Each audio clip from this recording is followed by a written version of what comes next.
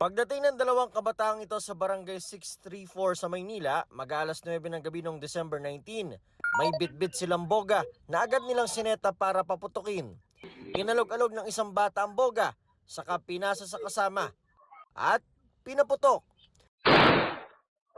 Hanggang sitahin sila ng isang residente. Ano yan? Ay, reklamo kayo sa barangay eh. Pinatawag sa barangay ang isa sa mga bata at kinumpiska ang boga. Pag-amin ng bata, sila lang magkakaibigan ang gumawa nito. Ayon sa kapitan ng barangay, pinaalalahanan na nila mga bata na huwag magboga.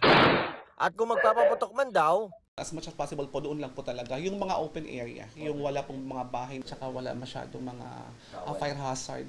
magpapakalat ng MPD ng 1,200 police personnel sa Maynila para tiyakin ligtas ang pagdiriwang ng Pasko at Bagong Taon. Patuloy nating pinapaalala na bawal ito. Matagal nang sinasabi na ito ay delikado na maaaring masaktan itong mga bata na ito. Code white na para sa salubong 2025 ang mga ospital sa Ilocos at Central Luzon regions. Dapat handa silang rumisponde sa mga mapuputukan, lalo't hindi biro ang gamutan.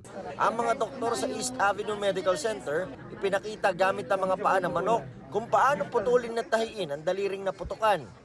Ang Department of Health mas tututukan daw ang papel ng mga magulang sa pagtitiyak na hindi magpapaputok ang kanilang mga anak. Very important yung reminder na yon, reminder na talagang the adults should stop the children from handling fireworks.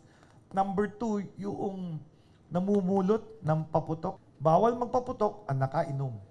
Para sigurado masusunod ang firecracker ban at community fireworks display zone sa mga barangay, makikipag-ugnayan daw ang DOH sa DILG.